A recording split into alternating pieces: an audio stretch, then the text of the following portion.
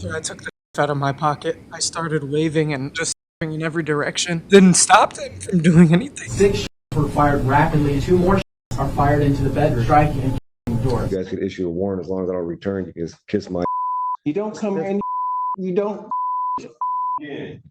That's another 93. Daryl Jarrell appeared in Washtenaw County Court in Michigan on a misdemeanor trespassing charge. What began as a standard hearing quickly unraveled. During the August 2024 proceeding, Jarrell grew increasingly agitated over the scheduling of his next court date, claiming he wanted to leave the state, and angrily shouted. Judge Cedric Simpson attempted to explain that the delays were due to his attorneys being unable to reach him. Still, Jarrell's frustration boiled over into a series of vulgar outbursts, including repeatedly cursing at the judge. Remaining calm, Judge Simpson responded by issuing a contempt charge for each instance of profanity, 6 in total, amounting to 93 days each, and adding up to a 558-day jail sentence. It's trespassing. I could technically leave and you guys could issue a warrant as long as I don't return. You can just kiss my. This is. You know what? No. I'm going to tell you what. You don't come in. You don't. Okay. That's contempt. That's 93. Keep going. That's another 93. That's another 93. That's another 93. That's another 93. That's 6 93s consecutive. The exchange, captured on a live Zoom call, quickly went viral, with other participants visibly shocked by the scene. One defendant watched the escalating situation unfold in stunned silence. That's another 93. That's another 93. That's another 93. That's 6 93s consecutive. This wasn't the first time Judge Simpson's courtroom had drawn attention. Just months earlier, another virtual hearing made headlines when a man facing charges for driving with a suspended license appeared while actively driving during the hearing. In that case, the judge immediately revoked the man's bond and ordered him to report to jail by evening. Joseph Bergman, a 68-year-old former teacher and care worker in Ottawa County, Ohio, was sentenced in July 2022 after admitting to sexually assaulting a coworker with developmental disability. The case stemmed from his time working at the Luther Home of Mercy, a care facility for individuals with developmental disabilities. Bergman's past further fueled public anger. In 2014, he had been fired from his teaching position at Benton Carroll Salem Schools after allegations of misconduct involving students. Bergman was initially charged with 2 counts of rape and 2 counts of gross sexual imposition. However, in a plea agreement, the charges were dropped and he pleaded guilty to 1 count of gross sexual imposition. During sentencing, Bergman offered a brief apology, expressing shame and regret for his actions. I am just totally sorry for my family, for her family, for herself, for my coworkers. Big disappointment. And looking back on it, I'm totally apologetic. The court sentenced him to 2 years of probation and community service and ordered him to register as a Tier 1 sex offender. His lack of jail time outraged many in the community, prompting protests from those who felt the sentence was too lenient for a crime involving a vulnerable individual. Daniel Esparza, who operated under several aliases, including Edward Turnbull and Daniel Sayans, developed a pattern of deception across Texas over several years. In 2018, he first drew public attention when he was linked to a charity organization accused of issuing fraudulent checks to local businesses. The following year, a Lubbock doctor reported losing over $40,000 to Esparza, who had promised renovations through a charity organization. In 2022, he launched 361 Grants, a fake program that charged people fees for home repair grants that never materialized. By 2023, he was accused of forging the signature of an elderly woman to unlawfully transfer ownership of her properties. Mr. Esparza, I think that you have played the system In March 2023, Esparza pleaded guilty to a drug possession charge and was placed on 5 years probation. However, his compliance quickly fell apart. He admitted to using cocaine, missed mandatory meetings, and refused to follow court-ordered conditions.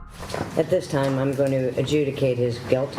I'm going to revoke his probation, and I'm going to sentence him to the maximum allowed under this offense, which is 2 years in the state jail facility. During an October 2024 hearing, Judge Missy Maderi reviewed his repeated failures and decided to revoke his probation, sentencing him to 2 years in state jail. The judge criticized him for manipulating the system and ignoring offers of help. In addition to this sentence, Esparza is facing at least 7 other charges, including theft, forgery, and tampering with government records, and is currently under FBI investigation. He is now serving his time at the Fabian Dale Dominguez State Jail, with a projected release date in September 2026. In late August 2024, federal agents at Miami International Airport intercepted a package from Paris that contained approximately 15 pounds of gamma-butyrolactone, GBL, a chemical often used to produce the date rape drug GHB. The package was addressed to a duplex on Southwest 22nd Terrace in Miami, a property linked to Dr. Darren Garcia, a 44-year-old assistant professor of clinical radiology at the University of Miami's Miller School of Medicine. When investigators executed a search warrant at the location, tenants revealed they had been instructed to accept packages for Garcia. A second shipment of GBL, labeled under DG Diagnostics MDLLC, a company registered to Garcia, was intercepted soon after, strengthening the connection. On October 31st, 2024, Garcia was arrested at his downtown Miami condo and charged with 2 counts of drug trafficking. During his initial court appearance, Judge Mindy Glazer expressed disbelief, scolding Garcia for his involvement despite his medical background. As a medical doctor going through all those years of education and committing his life to helping people, to get arrested for this. But that's between you and your lawyer and the criminal justice system. Good luck to you, sir. He pleaded not guilty and was released later that day on a $15,000 bond. In response to the arrest, Jackson Health System suspended Garcia's hospital privileges, though he was not directly employed by them. The University of Miami has yet to publicly comment on the case, which continues to draw attention due to the serious charges and Garcia's role in the medical community.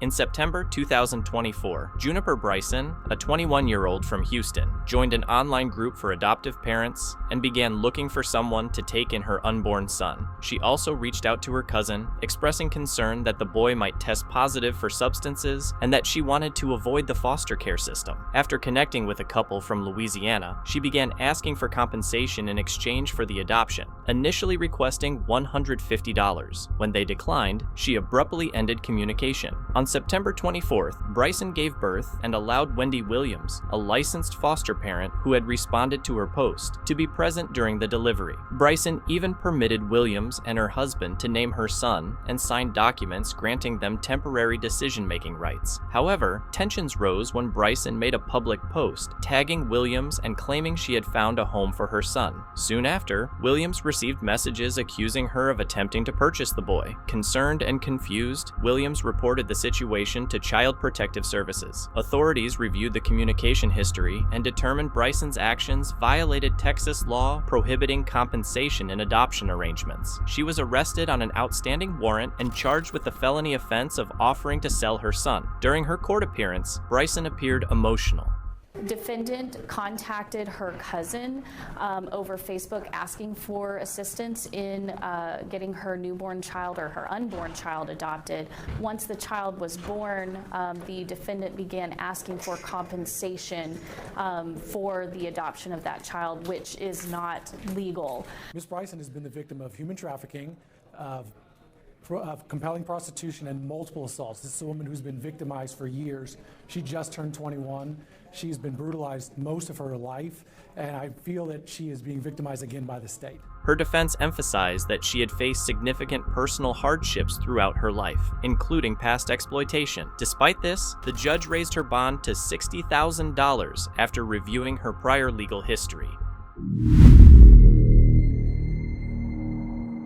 During During the trial of Chad DeSoto in Guam, two women closely connected to him, his cousin Michelle Fadovich and his girlfriend Rihanna Casio, were called as defense witnesses. Despite a court order explicitly barring any communication with DeSoto during the proceedings, both women were later found to have spoken with him by phone. These conversations, discovered through Department of Corrections phone records, led to contempt of court charges. At their hearing, both women appeared before Judge Anita Sukola and admitted to their actions. Fadovich, a single mother of 4 living in Guam, and Acasio, preparing to attend college in the mainland U.S., expressed sincere remorse. I would personally just like to apologize. It was not my intention to disobey you in any way or to jeopardize the case in any capacity. I'd also like to personally apologize.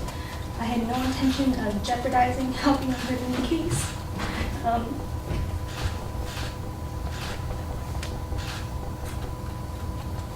It's just been a little hard since this trial has cut me away from my family and friends. And pretty much Chad is the only one giving me certain emotional support through it all. But I'm very sorry. Acasio explained she never intended to defy the court or compromise the trial, while Fadovich spoke about emotional difficulties and relying on DeSoto for support during that period. Even upon review of the tapes, the majority of those tapes, every single one of them all mentioned to Chad that we're not supposed to talk about the case. The majority of the conversations were pretty of a personal nature as opposed to a discussing the facts or testimony of the trial. They understood not to talk about the case. If they misunderstood not to talk to Chad at all, that was their mistake. There was no intent to sway their testimony in any way or come up with different facts that were stated already. Their attorney, John Taitano, argued that DeSoto initiated the calls and that the conversations were mostly personal, not related to the trial. You are lucky. I could have locked you up. But because of the reasons that I so noted, and because of your willingness to make this admission and take responsibility for it, the court's going to waive the 60 days. Judge Sukola acknowledged the women's emotional ties to the defendant and took into account their situations. As a result, she showed mercy, waiving jail time, fines, and community service, although the contempt convictions remained on their records. Chief Deputy Attorney General Phil Tiedenko supported the ruling, noting the context of their actions. In July 2023, the Miami Beach City Commission approved placing Referendum 8 on the November 2024 ballot. The measure proposed a 1% tax on food and beverage sales at establishments serving alcohol, with the intent to raise about $10 million annually to support homelessness and domestic violence programs through the Miami-Dade County Homeless Trust. As early voting began, over 20,000 ballots had already been cast when, on October 30th, 2024, the City Commission unexpectedly reversed course. In a narrow 4-3 vote, they withdrew the referendum, citing concerns about overtaxing local businesses and skepticism about allocating city funds to a county-operated trust. I apologize to people who voted, but we really don't want to overtax our residents in Miami Beach. The sudden repeal mid-election led to immediate backlash and a lawsuit filed by residents who argued the move undermined democratic participation. There is a political way to deal with these issues. Where a government is making a decision, people shouldn't be second-guessing that decision. Jump right on it. However, on November 1st, 2024, Circuit Court Judge Antonio Arzola ruled in favor of the city, stating that the commission had legal authority to pull the item, though he acknowledged the poor timing of the decision. Although Referendum 8 remained on printed ballots, voters were instructed not to mark it, and any votes cast would not count. This is an unprecedented, unlawful act by the city of Miami Beach to try to cancel an election midway through. It would be unfair to the voters who have cast the ballots, unfair to the voters who want to. In response to criticism and to ease tensions with the county, the city of Miami Beach later agreed on November 14th to contribute $10 million from a designated taxing district toward homelessness services, matching the amount the rescinded tax would have generated. In early 2021, Marlena Pavlos Hackney, owner of Marlena's Bistro and Pizzeria in Holland, Michigan, openly defied state COVID-19 restrictions by continuing to offer indoor dining despite the suspension of her food license by the Michigan Department of Agriculture and Rural Development on January 20. Legal actions followed swiftly. By late February, a temporary restraining order and then a preliminary injunction were issued by the Ingham County Circuit Court. Pavlos Hackney ignored these court mandates, leading to a motion for contempt and the issuance of a bench warrant on March 4th. On March 19th, she was arrested during a traffic stop and taken to jail for refusing to comply with court orders. That same day in court, Rick Martin, who claimed to be a constitutional lawyer but held no license to practice in Michigan, tried to represent her. Judge Rosemarie Aquilina immediately rejected his attempt, warning that the law does not allow for such representation. When Martin continued to argue, she held him in contempt of court and ordered his arrest on the spot. You're a lawyer and that you wanted to represent your client. Ma'am, may I make a statement for myself? What is your statement? I'll give you 1 minute. Okay. Sims versus Ahern clearly states that the practice of law is a law of common right. I was not aware that I would be here other than acting as assistants, not as her lawyer, but as assistants of counsel in this matter to help her because she does have understanding problems of the English language.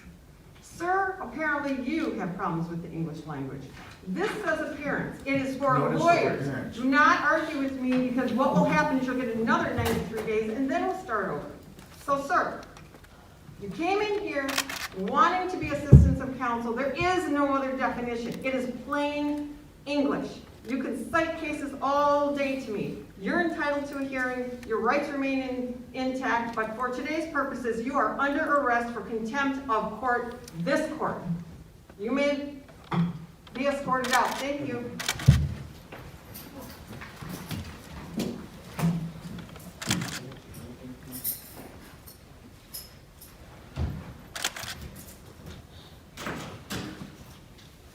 May I request we'll have a... Ma'am, I will address you. If you would like to go out of order, we'll start this 93 days from now. Now, before we proceed, appearances for the record. Good afternoon, Your Honor. Danielle Alice Newcomb on behalf of the Michigan Department of Agriculture and Rural Development. Thank you. Ma'am, please raise your right hand. Do you swear or affirm the testimony you're about to provide will be the truth, whole truth, and nothing but the truth under penalty of perjury? I would like to call... Ma'am, stop.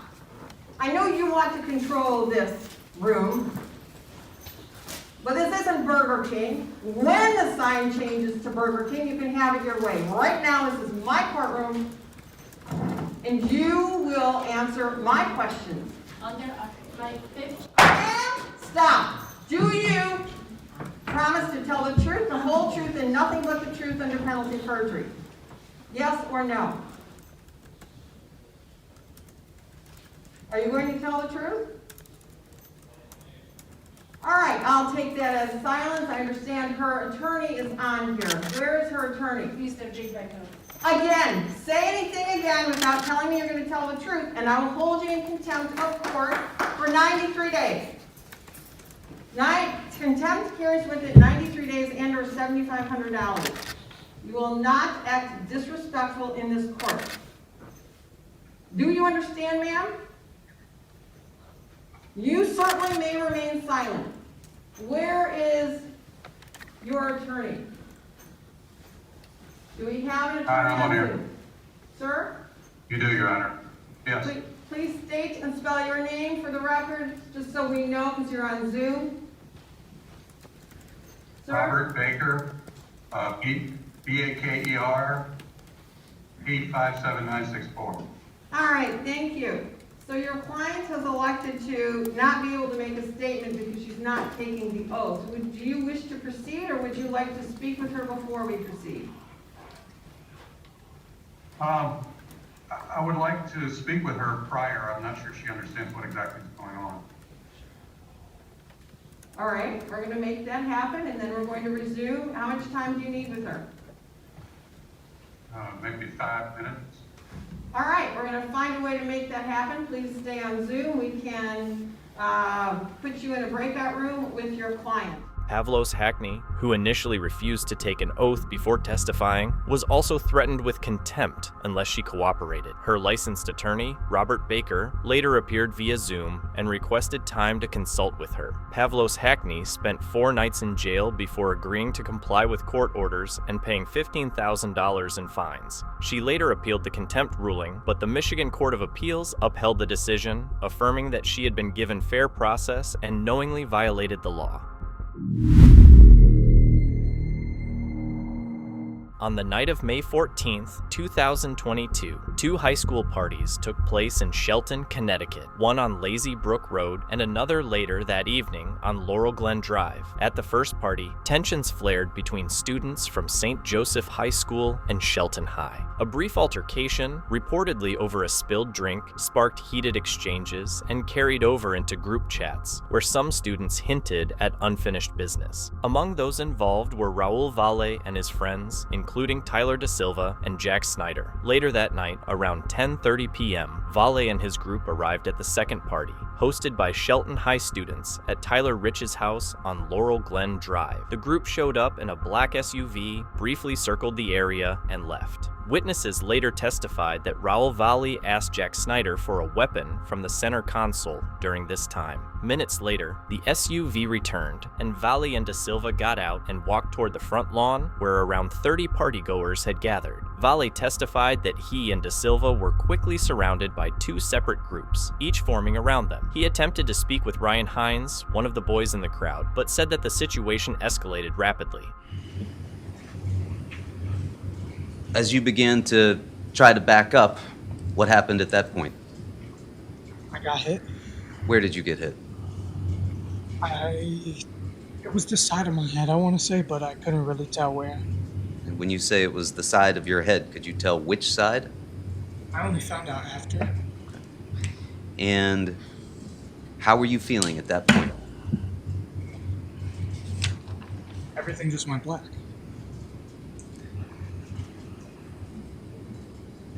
When you say everything went black, what's the next thing that you remember?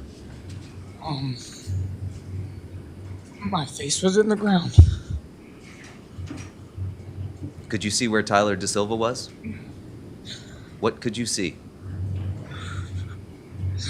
Just the ground, and people were just stomping and everywhere. Did you have the knife in your hand at that point? No. Where was the knife? It was in my pocket. Could you see any way to escape? No. Did you try to get up? Yeah. Could you get up? No. Why not? There was just so many people hitting me and just everywhere. What could you hear? They were yelling and just, it was so weird. They were just yelling like, I can't even describe it. Did you hear anyone say, "Yes, sir"? I heard a whole bunch of things I can't. It's a good. Could you hear anything from Mr. De Silva? No. Could you see the vehicle that you had arrived in, Jack Snyder's car? No. Could you see any way to make an escape from your position? Where were the other people that were kicking you, as you've described it? All around me, on top of me, behind me. Could you see who was on top of you? No. Could you tell what the person or persons that were on top of you were doing? Me. Where were they hitting you? My head, the back of my head, kicking like the front of my face, my ribs, everywhere. Did you get the sense that they were going to let you up and let you go? No. What did you do at that point? I went to cover my head in like a fetal position. Did that seem to have any effect? What did you hope would happen if you went into the fetal position? That they would stop. Did they stop? They did not.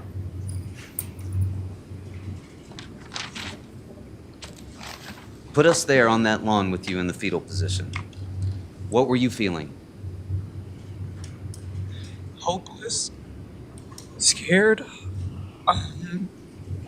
terrified, Why hopeless? because they just weren't stopping.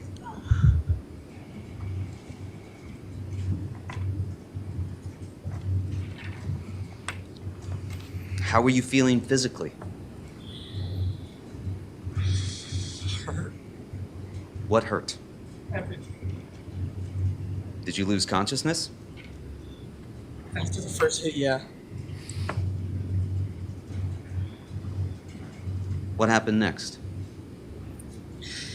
As I was in the fetal position, covering the sides of my head and the top of my head with my forehead into the dirt, I was almost like hunched over, and I reached in my pocket and grabbed the knife.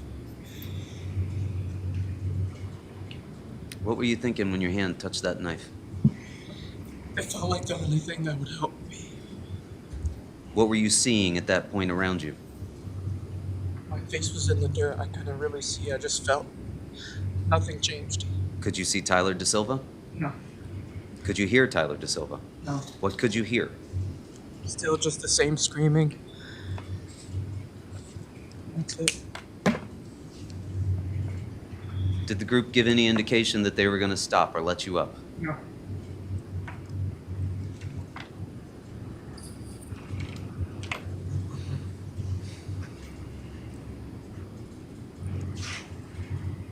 What happened next?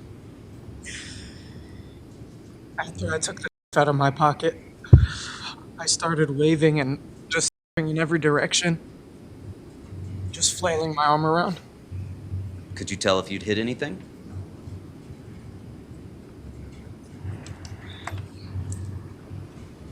Did that seem to have any effect on the attack? No, it made me more scared. Why did it make you more scared? Because it didn't change what they were doing, and it didn't stop them from doing anything. Were they still kicking you? Yeah. Was someone still on top of you? Yeah, there were so many people on top of me. Were you able to get up at that point? No. What happened next? I kept flailing my arm around, just trying to get them away from me. Were you aiming for anyone? No. Were you aiming for Ryan Hines? No. You weren't trying to kill Ryan Hines? No. What about Tommy Connery? You stabbed him 4 times in the leg. What were you trying to do to Tommy Connery? Get them away from me. Did there come a time when it was just you and Ryan Hines fighting one-on-one? No. Did there come a time when Tommy Connery separated you from Ryan Hines and was just there with you one-on-one, standing up? No. Where were you the entire time you were flailing?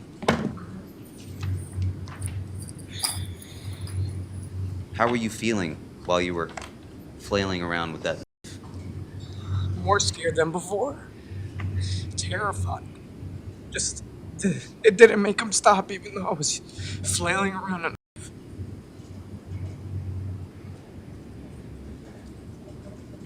Could you tell how many people were around you at that point? no.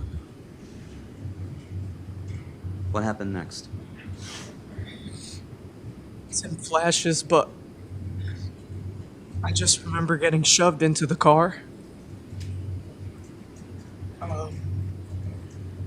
Did there come a point where you were able to stand up? How did you get shoved to the car? I remember while I was in the fetal position and like flailing my arm around, I like rolled on the back of my heels and tried to jump backwards.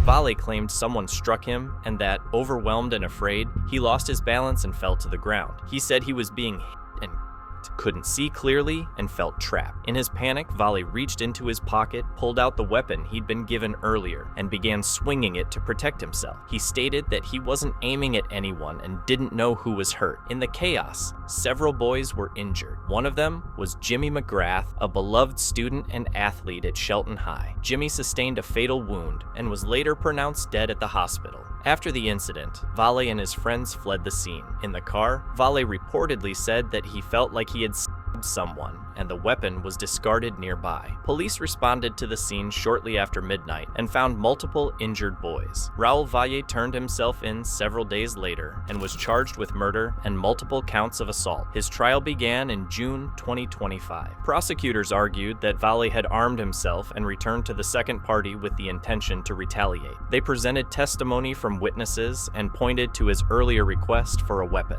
The defense argued that Valle was a scared boy who found himself overwhelmed by a hostile crowd. Valle testified in his own defense, saying he acted out of fear and didn't know Jimmy McGrath or intend to harm anyone.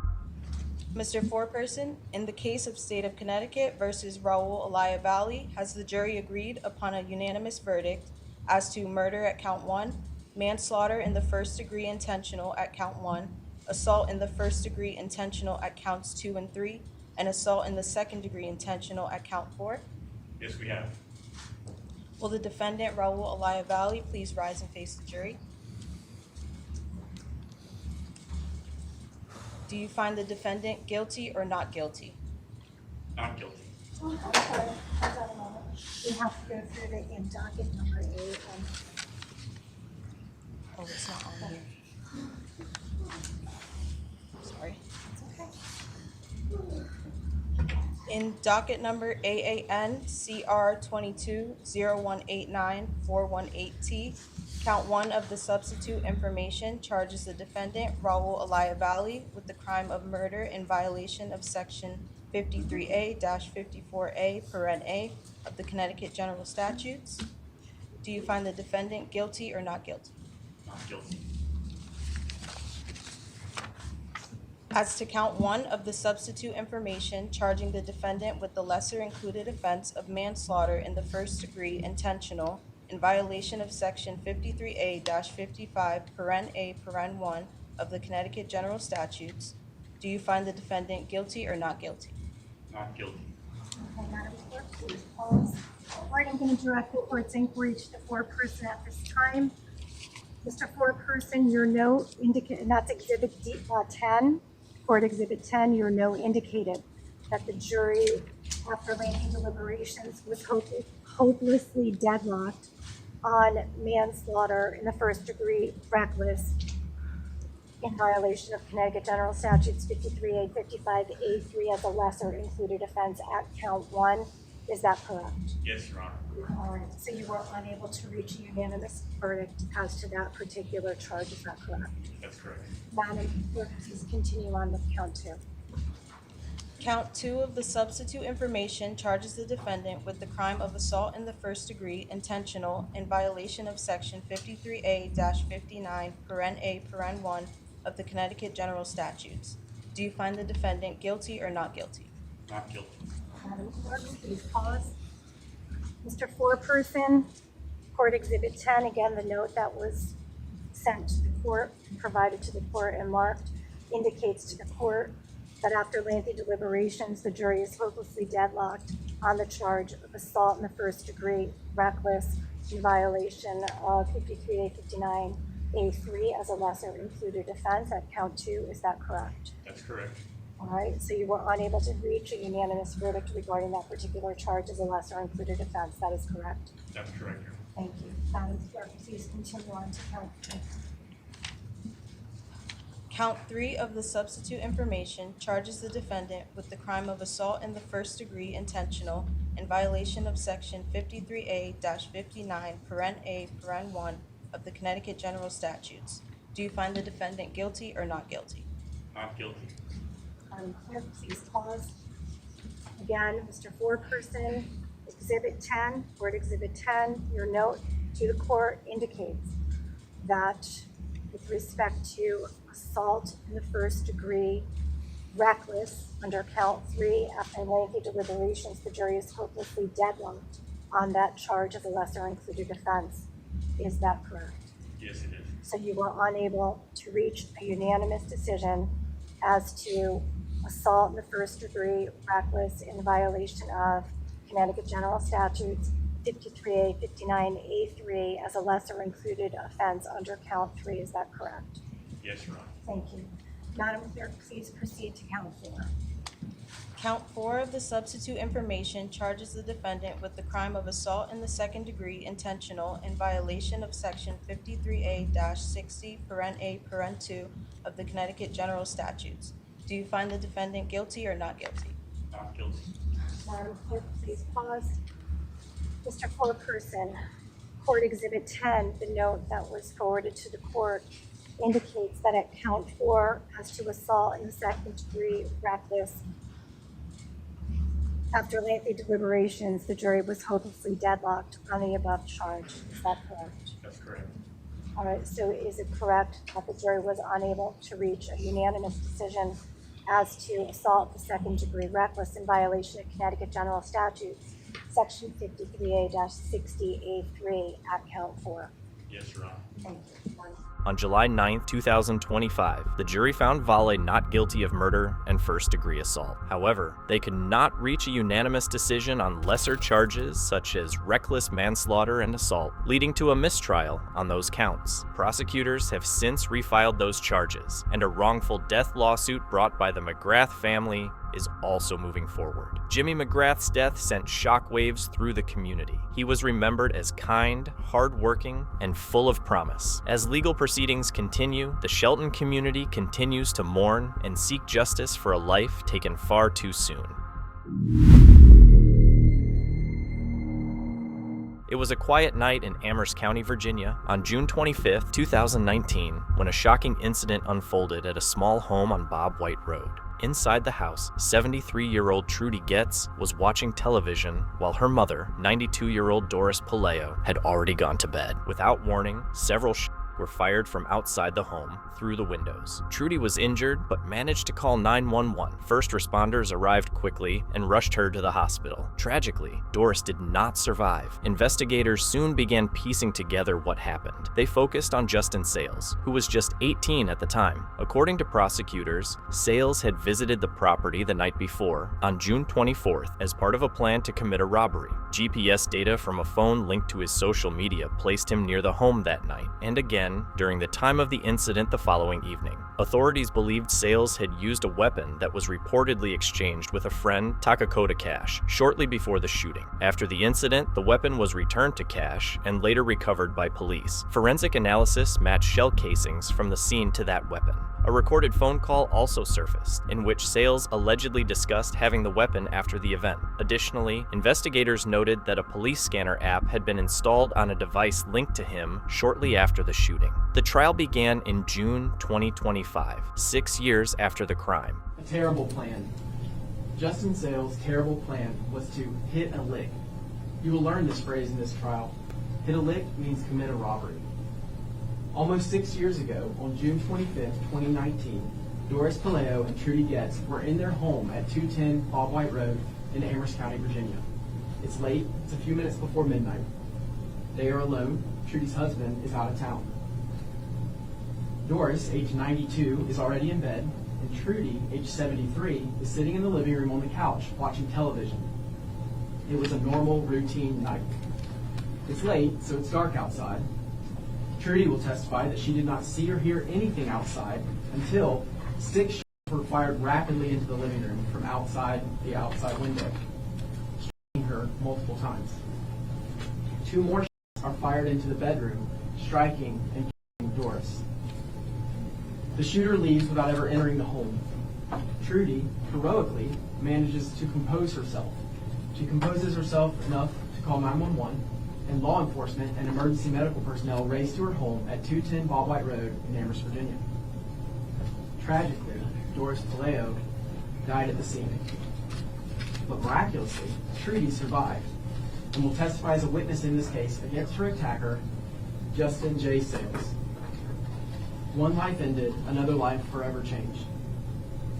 We will walk you through the evidence over the next few days and show you the defendant's terrible plan that brought us all here today. Justin Sale's terrible plan was to rob Trudy and Doris, and in his attempt to commit that robbery, he murdered Doris, and he shot and badly wounded Trudy. We will show that this was planned and carried out by Justin Sales. Again, this was a terrible plan. Let's walk through the evidence you will hear this week. Justin Sales and Dakota Cash are friends. They've been friends for years. They both like to shoot guns. They each had one. Justin had a Draco. This is like a but shortened from rifle length it's more like a bigger pistol size, and it's more of a rifle round than a We'll show you what a Draco is. Dakota Cash, he has a Glock 40 caliber with a green laser light attached. Before this, on June 25th, 2019, Justin, the defendant, asked Dakota to trade because he wants to hit a lick. Again, hit a lick means robbery, and he thought that the Glock would be a better option for what he had in mind. Again, Dakota will explain what hit a lick means, and that means to commit a robbery. This was the start of Justin Sales' terrible plan. We will show that on June 24th, 2019, at 11:10 p.m., GPS from Facebook places Justin Sales at the home of Doris and Trudy. You will hear that GPS is accurate to a matter of just a few feet. You will also hear that you don't end up at the house on 210 Bob White Road by accident. The home sits over 200 feet off of the roadway, down a long driveway. This was Justin checking it out before he attempts the robbery the next night. You also hear that Trudy does not know Justin, and so Justin had no reason and no permission to be there. Justin Sales was working on his terrible plan. We will show you that Justin comes back the very next night, on June 25, 2019, and he shoots Trudy and Doris. You will hear from Trudy. You will hear her 911 call. You will see Officer Ryan Watt's body camera footage from when he first arrives on the scene. Next, you'll hear about the start of the investigation. You will hear from Captain Clay Thompson with the Amherst County Sheriff's Office. You will hear how he is the forensic expert and how he processed the crime scene. You'll hear about the 8 shell casings that he collected and the photos he took at the scene. Those will be shown to you. You'll hear how the investigation progressed from no leads to Justin Sales. Why did we start with no leads? Because who would shoot 92 and 73-year-old women? The neighborhood was thoroughly canvassed. Family leads were followed up on. This included that Trudy's son-in-law was a detective at Lynchburg Police Department. So that lead was involving a law enforcement officer and any potential threats that could have happened against him and the performance of his duties. Well, that brought in ATF Special Agent Russell Davidson. He then was added to the team of investigators who were working on this case. Investigators were also familiar with another shooting in the area from the previous month. In May 2019, Justin Sales' home at 600 Early Farm Road was shot at. The Amherst County Sheriff's Office investigated all of this. Through the ATF, we were able to determine that Hannah Richardson, who was the defendant's girlfriend at the time, had previously purchased a Glock Model 22 .40 caliber. With a little more investigation, we learned that the Glock was purchased for Dakota Cash. Remember, Dakota Cash is Justin Sales' good friend from childhood. We knew the murder weapon was a .40 caliber based on the shell casings at the crime scene. A search warrant followed on July 2nd, 2019, and a Glock .40 caliber was collected from Dakota Cash's home on 136 Thacker Lane. This Glock .40 caliber with a green laser attached was located on that search warrant and then sent to the lab for analysis. The ATF lab then becomes the heroes of this case when they were able to rapidly get back the ballistics information that showed that this Glock Model 22 .40 caliber was in fact a weapon. At this point, we knew which gun. Now we needed to find out who shot the gun, killing Doris and badly wounding Trudy. What we learned, and we'll prove at this trial, is that Justin traded his Draco for the Glock 22 .40 caliber with the green laser light. He did that to hit a lick to commit this robbery. You will hear testimony from Dakota Cash that they traded guns, and Justin had the Glock, and after the work, they traded back. You will hear a controlled call, a recorded phone call between Dakota and Justin Sales, where the defendant confirms he had the gun the whole time. Toward the end of the conversation, you will hear Sales kind of try to stop the phone call and say they just need to meet and talk in person and stop saying so much over the phone. Pay close attention when you hear this phone call. At his arrest, Justin Sales was tracked using the cell phone number ending in 1519. This number is important because this phone number led us to Justin Sales.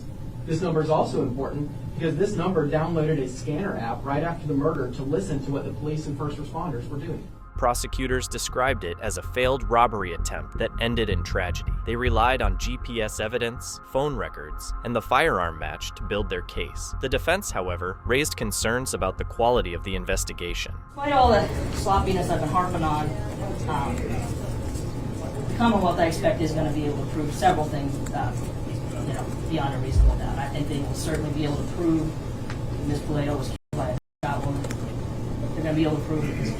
Gates was also shot in her home. They will be able to prove that the basic location outside of the house where the shooter would have been standing. And getting a little bit more specific, I expect that the Commonwealth will be able to prove that they do have the murder weapon, that it is this .40 caliber Glock that we've been discussing. I expect that they'll be able to prove that my client did have access to that weapon. But when it comes time to rule out all theories of innocence, all reasonable theories of innocence, I think that you're going to hear from this witness stand that Mr. Sales was far from the only person who had access to that .40 caliber Glock during the time frame of the You're going to hear that that firearm was purchased by Hannah Richardson. You're going to hear that despite the fact that Hannah purchased it, Dakota Cash was the owner of that firearm. You're going to hear that it's actually found at his house. And I'm fully expecting that Dakota Cash is going to come in here from his jail cell and say that he traded it with Mr. Sales at the time of the offense and it's all Mr. Sales. But even if you believe Dakota Cash's story, that he had this trade going on with Mr. Sales, I think you're still going to find that Mr. Sales was not the only person who had access to the firearm during that time period. Mr. Sales lived on Early Farm Road, and evidence is going to show that not only did Mr. Sales live there, but Hannah Richardson, the person who actually purchased the firearm in the first place, lived in that residence. And you're also going to hear that my client, his mother, Christy Sales, she also lived in that residence. So at least two other people, even if you are going to believe Dakota Cash's story, you're going to hear that at least two other people had similar access to the firearm at the relevant point in time. Another pivotal piece of the evidence, like I said, is going to be this pink iPhone. And again, I fully expect that that the Commonwealth is going to be able to prove that iPhone was very close to the house at the time of the shooting. I expect the Commonwealth is going to be able to prove certainly that my client had access to that phone. And while my client had access to the phone, I think you're also going to hear that that phone actually belonged to his mother, Christy Sales. And it may seem like a random assortment of characters I'm kind of throwing out there to you, but a random assortment kind of comes together when no legitimate motive is going to be offered by the Commonwealth. They keep saying this terrible plan and this robbery, but as I stated, they're going to offer no evidence whatsoever that anyone ever entered the house, that anyone ever tried to enter the house, that anything was taken from inside or outside of the house. And so when you're left with a situation like that, the range of suspects becomes rather broad. You're going to get to hear directly from Dakota Cash, and you're going to get to hear directly from Hannah Richardson. So you're going to have an opportunity to judge their credibility and think about what kind of motives they may have for what they say. But you're not going to get to hear from Christy Sales. And the reason for that is because I expect you're going to hear testimony that she is wanted and has fled to New England.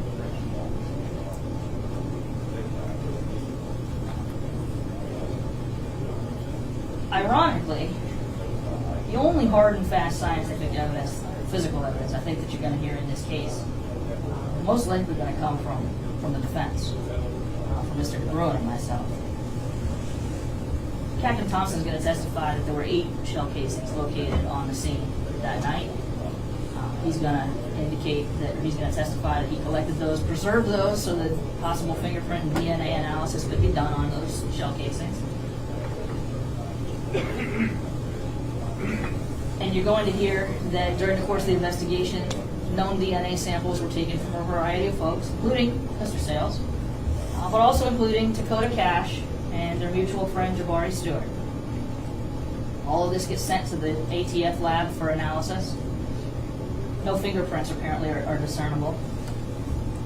But Lynette Albrecht, the ATF forensic scientist that's going to testify in this trial, is going to say that she developed DNA profiles from all these samples and was able to develop useful DNA samples, useful DNA profiles from several of the shell casings. None of those come back to Mr. Sales. They do, in fact, come back to Dakota Cash and Jamari Stewart. They argued that there were no eyewitnesses, no direct physical evidence tying Sales to the scene, and that the firearm had been in the hands of multiple people. They also pointed out that DNA found on the shell casings did not belong to Sales. The handling of a pink iPhone, which may have held key location data, was also called into question after it went missing while in police custody. All right, I'd like to read the jury verdicts. We, the jury, find Justin J. Sales guilty of the aggravated murder of Doris Paleo on June 25, 2019, as charged in the indictment signed by the foreperson. We, the jury, find Justin J. Sales guilty of the attempted robbery of Ann Getz on June 25, 2019, as charged in the indictment signed by the foreperson. We, the jury, find Justin J. Sales guilty of the aggravated malicious wounding of Ann Getz on June 25, 2019, as charged in the indictment signed by the foreperson. We, the jury, find Justin J. Sales guilty of the malicious shooting into an occupied building on June 25, 2019, as charged in the indictment. We, the jury, find Justin J. Sales, that was signed by the foreperson as well. We, the jury, find Justin J. Sales guilty of the use of a firearm in the commission of the aggravated malicious wounding of Ann Getz on June 25, 2019, as charged in the indictment, and again signed by the foreperson. And we, the jury, find Justin J. Sales guilty of the use of a firearm in the commission of the murder of Doris Paleo on June 25, 2019, as charged in the indictment, again signed by the foreperson. The jury found Justin Sales guilty of first-degree murder for the death of Doris Paleo and malicious wounding for the injuries to Trudy Getz. He is scheduled to be sentenced on October 27, 2025. For the families involved, the verdict brings some sense of closure to a case that has weighed heavily on the community for years. In early June 2025, a troubling case emerged from Louisville, Kentucky, involving a man named Demetrius Hebert and his young puppy, Cash. During a heated argument with his girlfriend, Hebert allegedly became agitated, and the puppy was seriously injured in the process. Despite being rushed to a local animal hospital, Cash did not survive. Following the incident, Hebert was arrested and charged with felony animal torture. During his arraignment, the prosecution highlighted the seriousness of the allegations and requested a bond increase, which the judge approved, raising it from $2,500 to $10,000, secured at 10%. All right, Mr. Hebert, sir, you stemming from events on or about May 28th, you've been charged with torture of a dog or cat. So that charge will enter a plea of not guilty on your behalf. Your bond is currently set at $2,500. Sir, do you plan to hire your own attorney, or do you need an attorney from the public defender's office? Okay, I trust my bond. So have you already hired him for this case? Okay, so he plans to, I guess, is your understanding that he was going to be here this morning? I was told that he was going to be here in the morning. Okay. Well, court started 11 minutes ago, technically, and so we'll have to move forward with your bond. We'll note that you plan to hire your own attorney, and we'll know who that is. His pretrial scores is a moderate 2 for failure to appear, a moderate 4 for new criminal activity. At this time, I'm going to hear argument on bond. For purposes of arraignment, Ms. Draper will argue on your behalf if necessary. And Your Honor, for the Commonwealth, I do have a no contact order where we're asking for him to not to possess or consume any alcohol, any controlled substances, not to possess or use a firearm or any other weapon, and specifically no contact with any animals and no contact with the prosecuting witness or her residence. And Mr. Brown is here now. Okay, good. So we're about to... Okay, good. You have to step back a little bit, Mr. Draper, for me. Thank you. And Your Honor, good morning to you. Brown, on behalf of Mr. Hebert, Judge, he is present today. I will acknowledge Demetrius' identity if that's not already been done. In our plea of not guilty on his behalf, we formal reading of the allegations against him. Your Honor, if it please the court, we are also executing the no contact order with any animals, prosecuting witness, or prosecuting witness's residence at this time, Your Honor. And he is signing that in open court right now. Thank you. Your Honor, it is the county's motion to increase bond to $10,000 full cash. These pretrial scores may be a moderate 2, moderate 4, but if you look specifically at the pretrial report, it indicates that this offense is not violent. The allegations are that he this. Maybe it is not classified as a violent offense per a Kentucky statute for a sentencing enhancement. However, it is very clearly a violent offense, and the allegations are that he did this while in a verbal argument with his girlfriend at the time. So because of all that, Judge, if you look at that and then the fact that he's got a history of domestic violence convictions, and he's got at least one prior FTA that is accounted for in the pretrial scores, I do think that the $2,500 full cash is too low. So I'm asking for $10,000 full cash HIP if posted. Thank you, Mr. Brown. Your Honor, if it please the court, Demetrius was present actually at the courthouse to meet me yesterday. I spoke with Ms. Borders, county attorney, who handles domestic violence as well as animal abuse cases. It was on yesterday for, it hopes to set aside the electronic warrant or the e-warrant that had been signed. So that's where he was yesterday. That's why he was at the courthouse yesterday. So number one, certainly he's not a flight risk. Number two, in addition, I provided Ms. Borders in the county attorney's office yesterday exculpatory information from the prosecuting witness, the girlfriend herself, that details specifically that she pushed Demetrius, causing the dog to fall, causing the puppy to hit the head on the table. So that'll all come out in the probable cause hearing, but that's information that was turned over to the county attorney's office yesterday, so they are in receipt of that information. Second thing is, he has no felony history. There are no escapes, there are no bail jumps, anything like that to give the court any kind of pause whatsoever that he will not appear in court. In addition, there's nothing to give the court any kind of indication he would not follow the no contact order which we have just executed. What I'm asking for the court to consider is as follows: a home incarceration in the amount of $10,000 partially secured. That would be a $1,000 monetary obligation that his family in the future would be able to post, plus the added security of home incarceration with no releases. So it would be home incarceration, monetary obligation, absolutely no releases, save for coming to court in the next 10-day time period, Your Honor. And again, I would underscore, as the county has, but the other side of the coin, his pretrial services score, which is very low, very reasonable, and indicates his really dearth and lack of any kind of history whatsoever.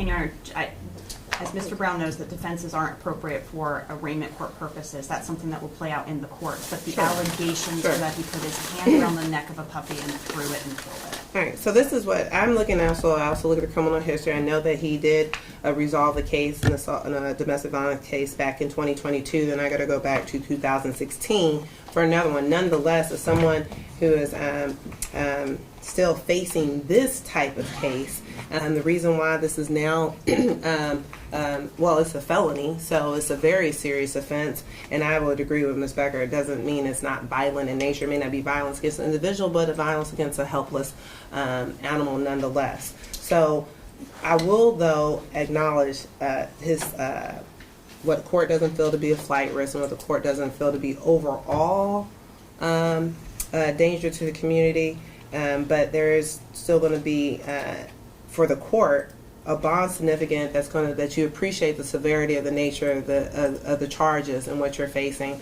because these allegations are still extremely concerning, that no matter what role you had in it, that a harmless dog was still killed, and it was aggressively killed, and I think that's very unfortunate. So I do think I will still take the recommendation from Mr. Brown, which is where I was leaning, because I do think the $10,000 needed to be raised, but I'll do a 10%, so $10,000, 10%, HIP if posted, with no releases, because I take it he's not working, so don't need any work release, just out here torturing. Next court date. Why don't we go to courtroom 302 on 6/19? Judge, I think that may be a holiday. I think Oh, yeah, we Is don't that have. June 19th? Okay, Yeah. let's go to June 20th. Judge, if I could waive the rule to that next Monday, the following Monday. You want to go to Monday? If I could, yes, Your Honor. It's the 23rd. I think. Counselor. That's fine. Okay. So we're gonna go to June 23rd at 9 a.m. in courtroom 302. And again, and it's very imperative you oblige by the no contact orders. You understand that, Mr. Draper? I mean, Mr. Herbert. Sorry, Mr. Draper. Fine. Do you understand that, sir? Yes, ma'am. Okay. Thank you, Your Honor. All right, 6:23, 9 a.m., 10,000 full cash, 10% HIP posted, no releases, correct? Yes, ma'am. You what? Okay. Okay.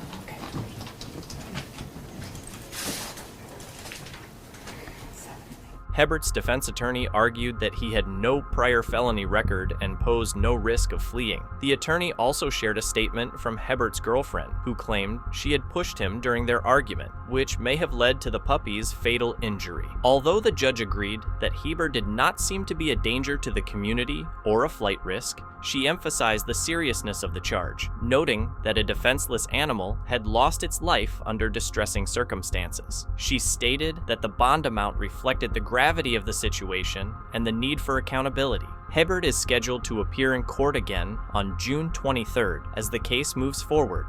Big thanks to our viewers for joining the courtroom journey with us. Your interest in the stories of justice is what keeps our channel alive.